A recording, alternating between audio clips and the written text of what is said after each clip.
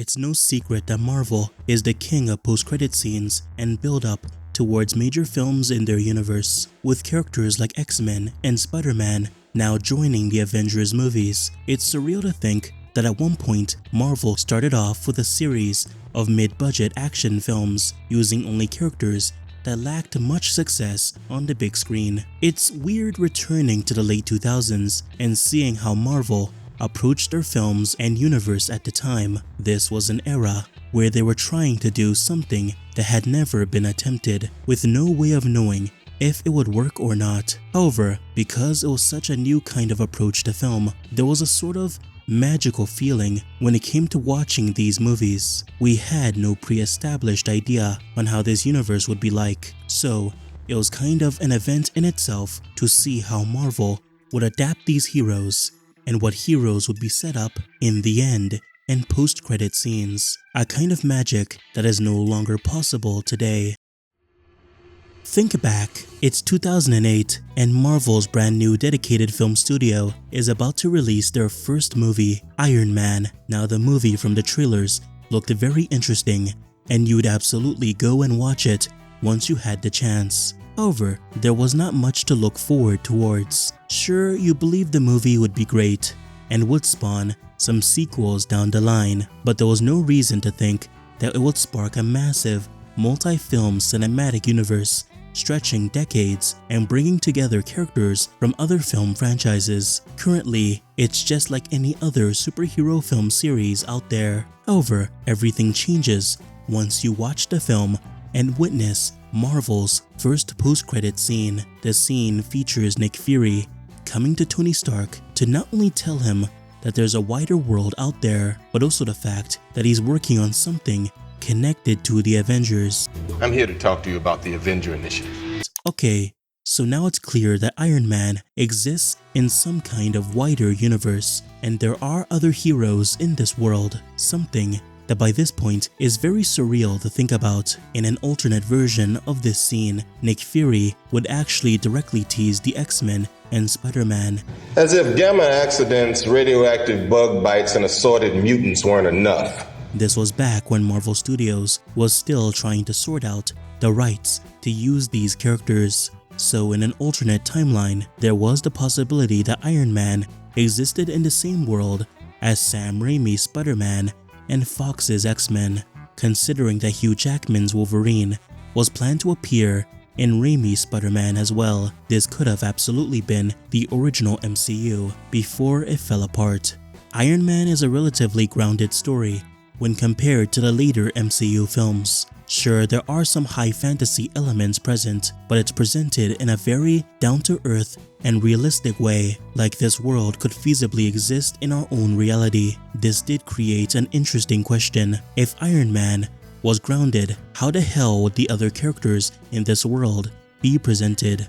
Would they also have a grounded story, or was Marvel willing to go a bit more fantastical with their world?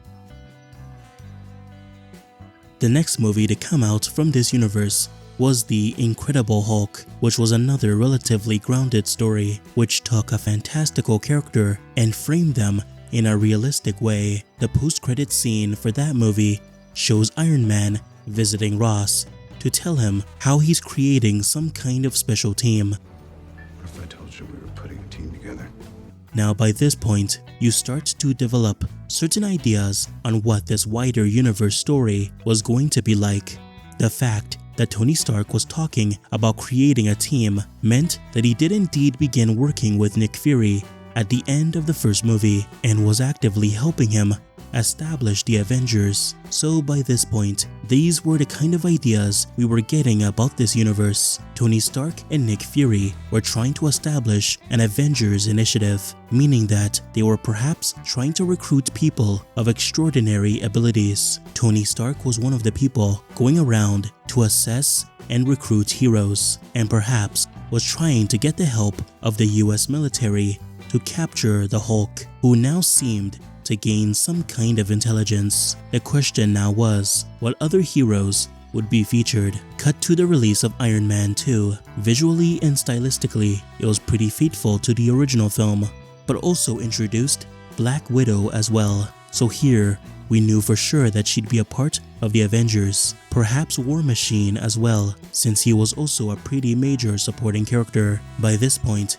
it seemed like the Avengers roster would be made up of pretty grounded heroes. However, luckily Iron Man 2 featured the most exciting post-credit scene of the bunch. The sequence shows Agent Coulson coming to some sort of site. We are unsure what's going on until they pan the camera and we see what appears to be Thor's hammer. Okay, this is exciting. This whole time Marvel had been making relatively grounded films, but the emergence of Thor's hammer meant that they would fully explore the magical side of the Marvel Universe. 2011's Thor is a fantastical concept for a movie, but with a more grounded execution. Yeah, despite the high fantasy character present, the narrative itself is still somewhat low scale than what we'd come to expect from a Thor story. However, I would say that the first Thor is arguably the best one in the series, and I'm tired of pretending it's not. Besides establishing Thor's character, it also set up some other key details, like the fact that Hawkeye was a member of S.H.I.E.L.D., meaning he'd potentially be in the Avengers roster, established some key figures in the S.H.I.E.L.D. organization, and we also find out in the film that Loki is still out there and could return in some fashion, whether in a potential Thor 2 or the future Avengers movie, utilizing this strange blue cube, which we knew nothing about at this point in history. The reveal of the blue cube was a direct tease towards Captain America, the first Avenger. In this film, the blue cube is the main MacGuffin used by the Red Skull, allowing us as viewers to see how it works and why exactly it's so dangerous for Loki to get his hands on it. The establishment of this mysterious blue object and then the reveal of its inner workings in a flashback movie is pretty effective, especially since the first Avengers also shows how S.H.I.E.L.D. found it to begin with and effectively set up Captain America as the final member of the Avengers by giving him a tense and dramatic sequence where he escapes S.H.I.E.L.D. and finds himself in modern day, before leading directly into the first Avengers movie with every single character and major plot point being present. I don't think it's an exaggeration that without the effectiveness of the film's post and end credit scenes to establish intrigue for all these films in the universe, the early MCU would not be as big as it turned out to be. And of course, even with it being an Avengers film, it would not be a true MCU movie without a tease for what's to come. The credit scene shows a shot of Thanos at the end, meaning that Marvel was likely building up towards some kind of Infinity Gauntlet movie, making this build-up a sort of Infinity Saga.